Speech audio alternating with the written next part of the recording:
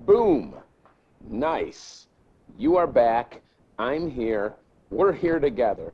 Let's do some math, okay? Continuing the 1998 AP Calculus AB exam, we are going to do free response question number 4, all right? And we get to use a graphing calculator. Before I get started, give me a follow so you know when videos come up. You will get notifications when I keep on doing videos like for question 5 and 6. And give me a like and a ring of the bell. Ring-a-ding-ding. Follow me and like me. Like me, please. Okay. Anyways, enough of that. Let's get started. Number 4 reads, let f be a function with f of 1 equals 4. Okay, right away, I know right there that's a coordinate. I tell all my students, train your brain. X is 1, Y is 4. That will probably come back at some points, maybe not. Such that for all points, X and Y in the graph of f, the slope is the same thing as derivative, is given by 3x squared plus 1 over 2y. Find the slope of the graph of f at the point where x is 1. Woohoo! Thank you for this gimme. Okay, so I just said slope and derivative are the same thing. This is the slope. They want us to find that when x equals 1. Okay, so let's do this here at A. I have 3x squared plus 1 over 2y. So I am just going to substitute a 1 in for my x. 3 times 1 squared plus 1 over 2 times y. Here is the very simple thing you need to do. I need an x, okay? I need an x, which I got, boom, which they gave me, boom. And I also need a y. And here's the thing, you need to know that this is a coordinate, x, y. All right? Basically, what they did for you is they said when x is 1, y is 4. So we're going to plug a 4 in for our y. And now we're going to simplify that. Okay? 3 times 1 is 3 plus 1. Well, that's 4. Over 2 times 4 is 8.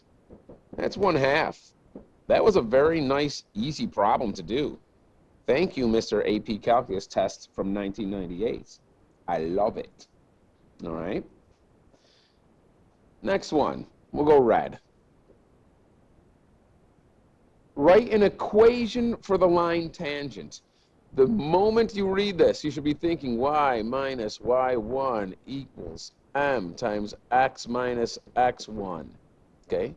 So write an equation for a line tangent to the graph of f at x equals 1 and use it to approximate f of 1.2. All right. First of all, let's come up with the equation of the line. I need 3 pieces of information.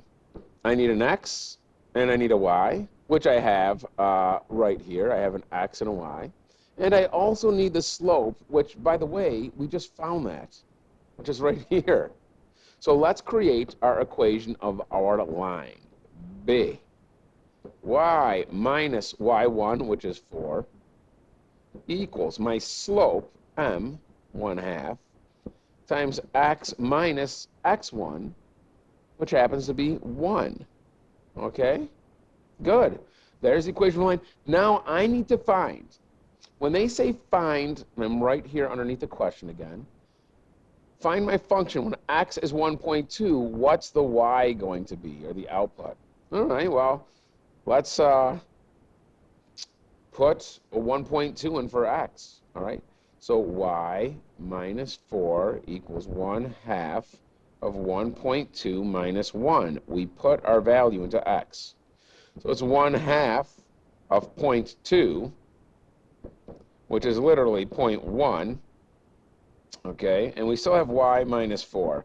So the last thing we need to do to solve for y is just add 4 to both sides. So y equals 4.1. Thank you again, math gods, for giving us something so easy. We appreciate that. All right? So write an equation for the line tangent, which we did. and use it to come up with an approximation for f of 1.2, which we did. All right, all right, cool. Okay, cool. I'm digging this. All right, C. C, this is where it's going to get a little funky. Find f of x by solving the separable differential equation dy dx equals 3x squared plus 1 over 2y. Now, the beautiful part about this is whenever we have to use separable differential equations, they don't really tell us. We just kind of got to figure it out by what they gave us. Right here, they tell us to use it. I'm going to have to get my y's and dy's alone on one side, and my x's and dx's alone on the other. Then I'm going to have to integrate both sides. All right? Okay. Let's do this, poop. This is going to take some time. Anytime we got to integrate two sides of the equation. Separable differential equations always take time. So take your time doing them. Okay? So do this with the initial condition, 1 for x, 4 for y. So we're going to actually have to solve for a c value and come up with an equation that does not have a constant c in it. All right? So the first thing I'm going to do, I'll rewrite this. I was going to start up here where it's written for me, but 3x squared plus 1 over 2y. All right, so let's multiply both sides by 2y. So this cancels. Multiply this side by 2y. And let's multiply both sides by dx. I'm going to multiply the left side by dx. And I got to multiply the right side by dx. And what we have left is follows. On the left side of my equal sign, I have 2y dy equals. On the right side, and again, this went bye-bye. So I have 3x squared plus 1 dx, okay? I'm going to integrate both sides. How about that? Okay, how about that? And this is really reverse power rule. The power rule for derivatives, I bring it down and multiply, and then I subtract 1 from the exponent. Here I do the opposite in the opposite order. I add 1 to the exponent first, so now it's going to come from 1 to 2, and then I divide, okay, by that exponent. So I really get y squared. Y squared. There are no bounds for this integration, so I need to have plus c equals. And I'm going to do the same thing for the reverse power rule. I should end up with x cubed plus x plus c. Now, just because I have a c on both sides does not mean that they are the same exact constant. So I like to call this c1 and c2. For example, this c could be 7, this c could be minus 5. I mean, maybe they're the same, but chances are they're not. All right? So if I'm going to solve for y, all right, first of all, let me get rid of this funky little c. Let me subtract c1 from both sides. Boom!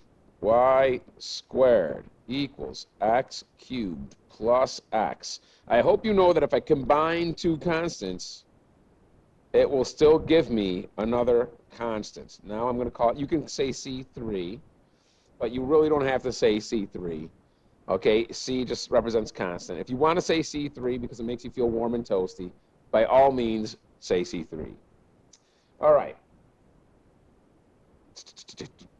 Now, what I can also do is take the square root of both sides.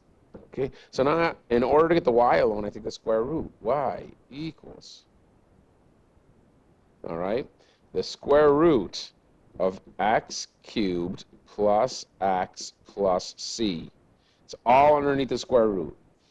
At this point, okay, at this point, I need to figure out what c is, which means I need to take the x and y variable that they gave me.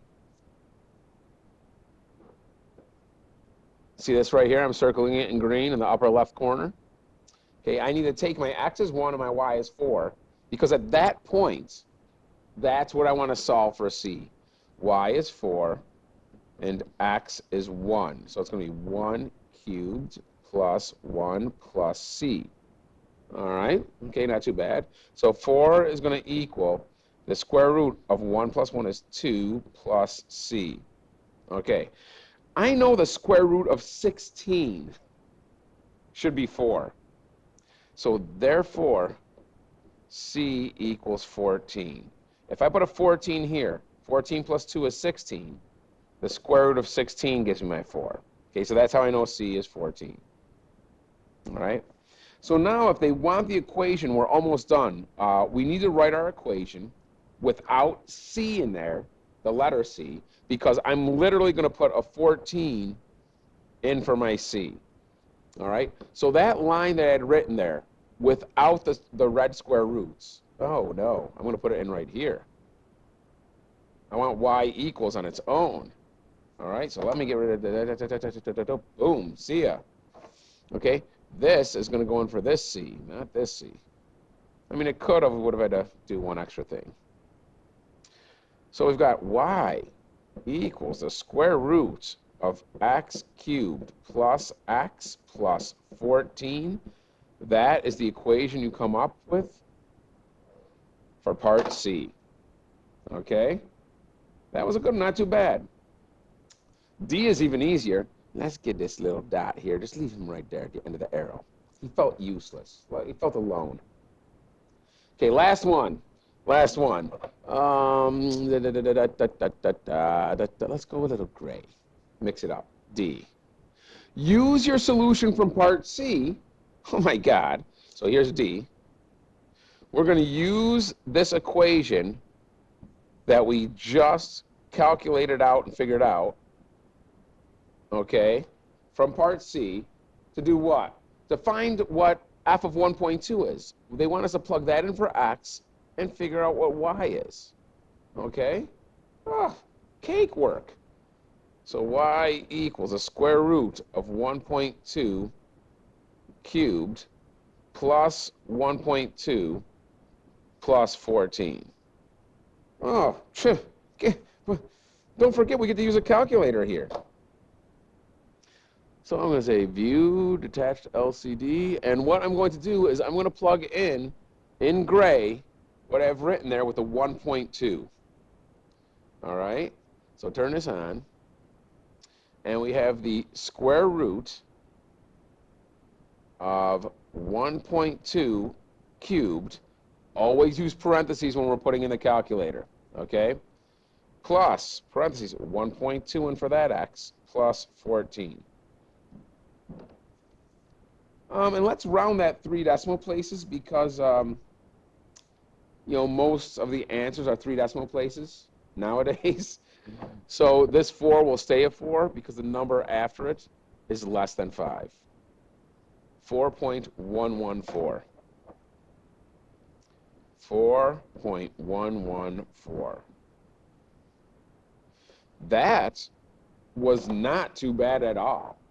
That was not too bad at all. It took us about, what, 13, going on 14 minutes? We answered everything completely. We showed all of our work. We didn't leave anything to question.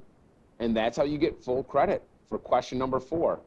Free response question on the 1998 AB Calculus AB exam. Again, I say this a million times. I start and I end with it. Follow me so you know when I put up those next videos, okay? And also, really give me a like. I joke around about how I like when you like me and how I need friends. But really, it really helps me in the long run. I put so much time into these things. And if you like these videos, it goes further. If you follow me and like me, the work I do goes further. Okay? So I will see you for the next video for question number 5. Peace out.